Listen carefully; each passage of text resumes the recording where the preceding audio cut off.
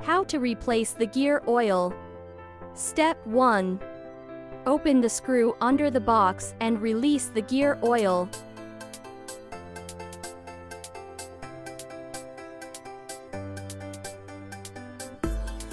Turn the handle to allow the oil to flow out fully.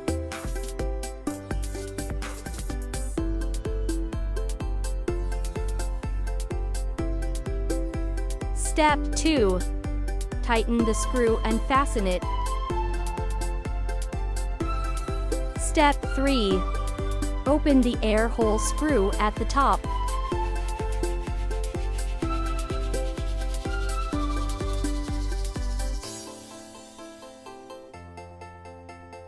Step 4. Insert the bottle into the vent. Squeeze the gear oil into the box.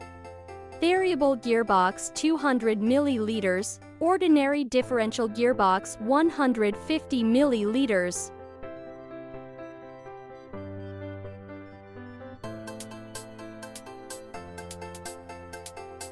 Step 5. Screw the vent screw and tighten it.